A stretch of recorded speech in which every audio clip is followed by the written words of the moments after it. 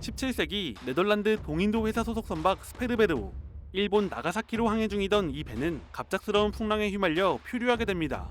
그리고 며칠 후 낯선 섬 하나에 가까스로 정박하는데 그들이 발을 디딘 곳은 바로 조선국 제주도였습니다. 1648년 스페인으로부터 독립한 네덜란드는 곧바로 유럽의 새로운 해상 강국으로 떠오르게 됩니다. 전 세계 곳곳에 식민지를 개척하고 무역을 통해 막대한 부를 축적하는 황금 시대를 열게 되죠.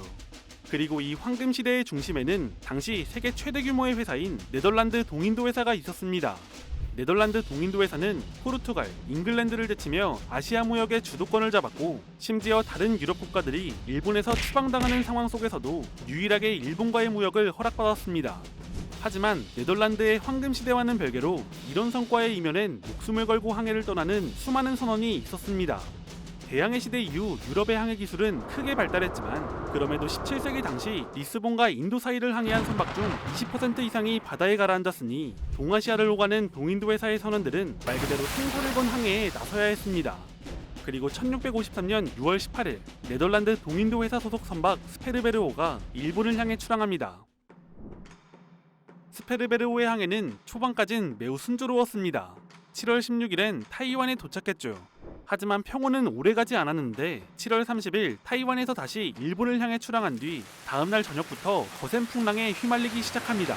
8월 2일엔 간신히 중국 해안에 정박하긴 했지만 현지인들과의 마찰을 우려해 날이 잠잠해진 틈을 타 다시 출항했습니다.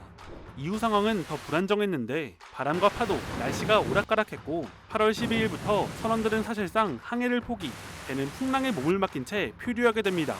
그리고 8월 15일 마침내 그들은 낯선 섬에 정박합니다. 정박 과정에서 세 차례나 해양과 충돌한 스페르베르호는 난파했습니다. 졸지에 조난자가 된 선원들은 16일 상황을 추스르며 생존자 점검을 했는데 선장 레이니어 에흐베르스를 포함해 28명이 사망, 겨우 36명만이 살아남았습니다. 그들은 돛을 걷어 임시 텐트를 만들었고 자신들이 표류한 곳이 일본 어딘가이기를 희망했습니다. 이튿날인 17일 정오에는 섬 주민으로 보이는 이들과 처음으로 접촉하게 되는데요. 이들의 복장은 일본과는 전혀 달랐으니 여기가 일본이 아니라는 사실을 처음으로 깨달은 순간이었습니다.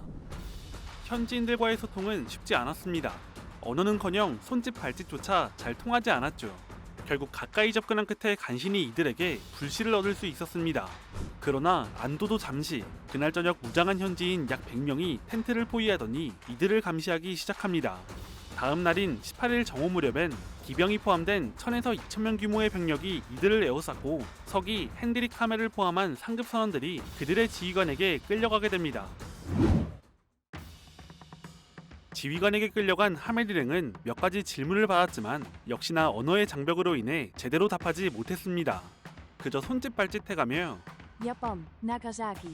라고 자신들의 목적지를 전하고자 했죠.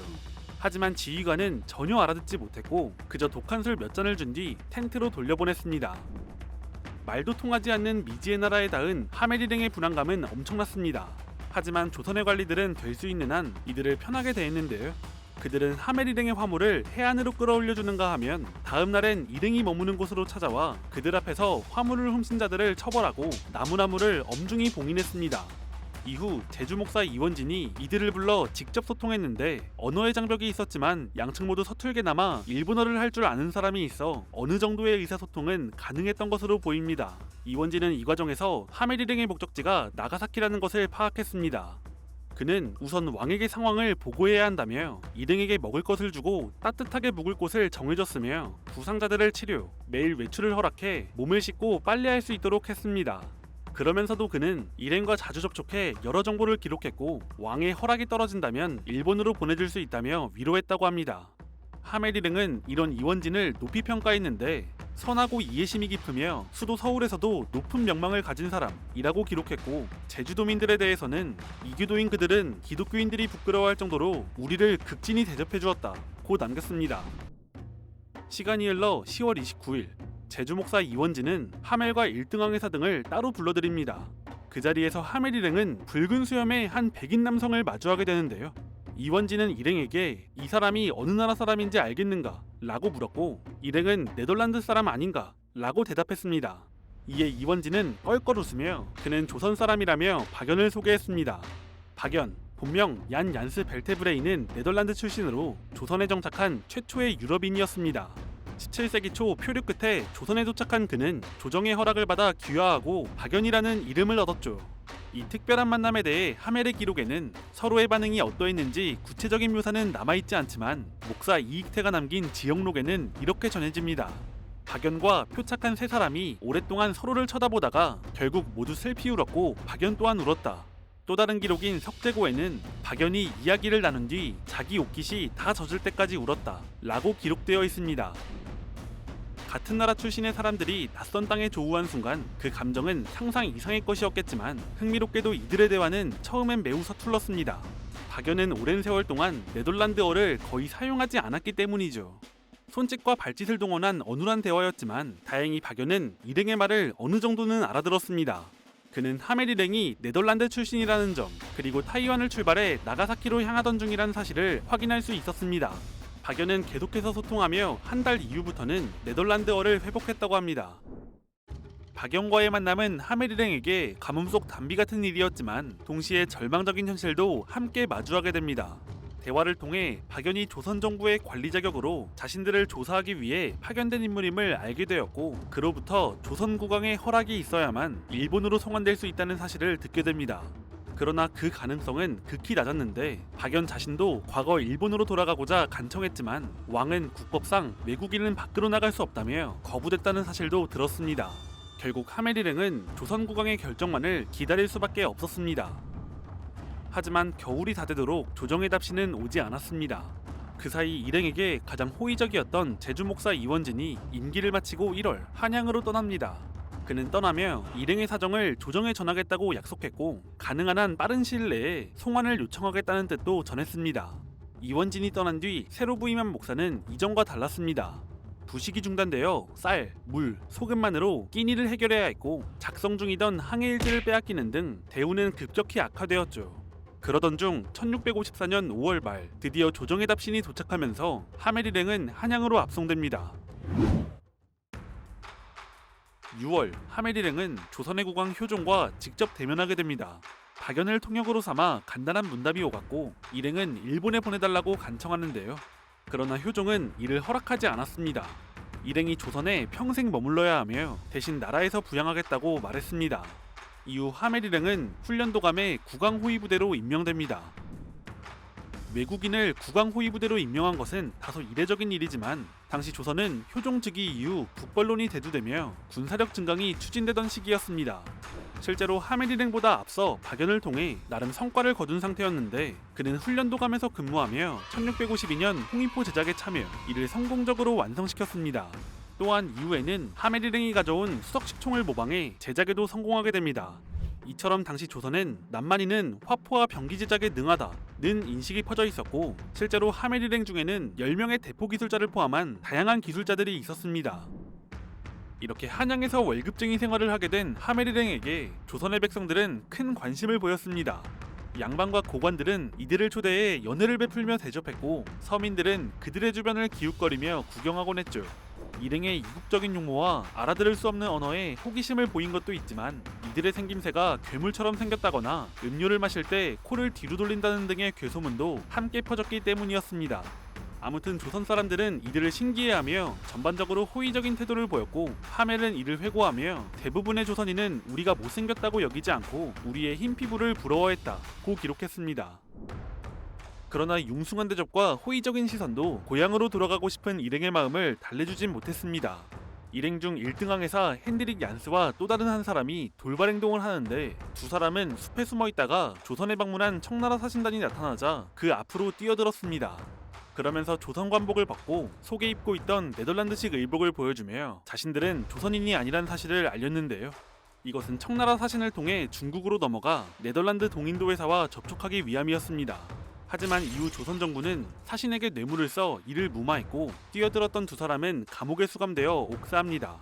실록에 따르면 청나라 사신이 별다른 반응을 보이지 않자 불안감에 굶어 죽었다고 하며 하멜 표류기에는 정확한 사망 원인이 확인되지 않는다고 서술되어 있습니다. 당시 외국인을 청나라에 알리지 않고 조선에 억류한 채 군사로 활용한 사실은 외교 관계를 고려할 때 민감한 문제가 될 수 있는 사안이었습니다. 조정 내에선 이들을 처형하자는 의견도 나왔지만 효종이 이를 반대했죠.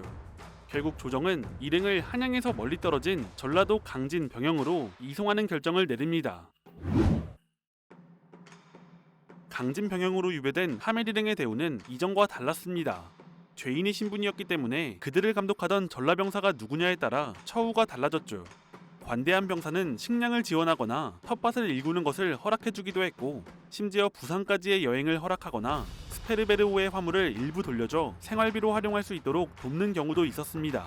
반면 엄격한 병사 아래에서는 풀을 뽑거나 땔감을 나르는 등의 자벽에 동원되었고, 식량도 제대로 받지 못해 인근 주민에게 구걸하며 연명하기도 했습니다.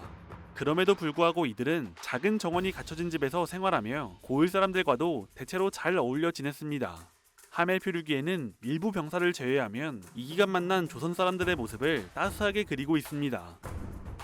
1663년 3월 기근이 심해지자 일행 전원을 강진에서 감당하기 어렵다는 이유로 여수, 순천, 남원 등지로 분산 배치합니다.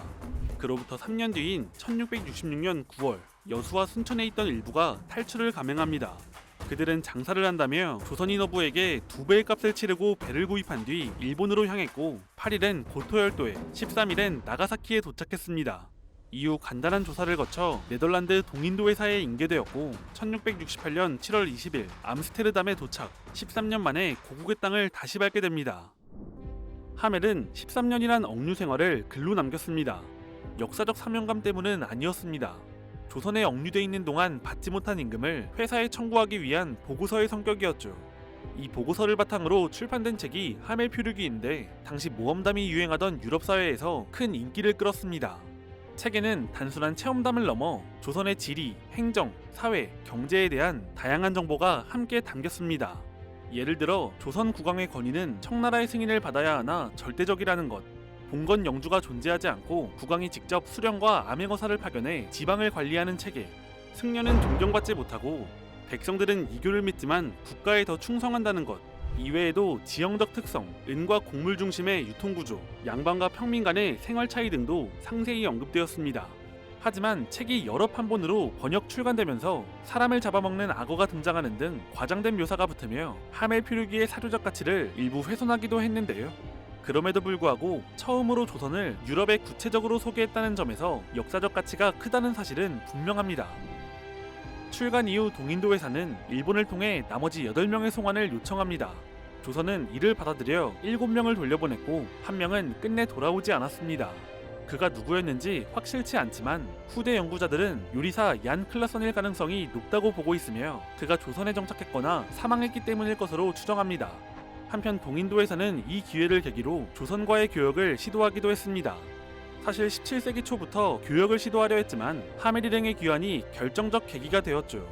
그러나 이 시도는 조선과의 중개무역에서 이익을 잃을 것을 염려한 일본 측의 방해로 무산됩니다. 조선이 만약 네덜란드의 요청을 받았다면 어떻게 반응했을지는 알 수 없지만, 어쨌든 조선은 신문물을 접할 수 있는 기회를 차단당한 셈이 되었습니다. 귀환 이후 하멜은 인도로 여행을 다녀온 기록이 있으며 고향에서 결혼하지 않은 채 생을 마감합니다.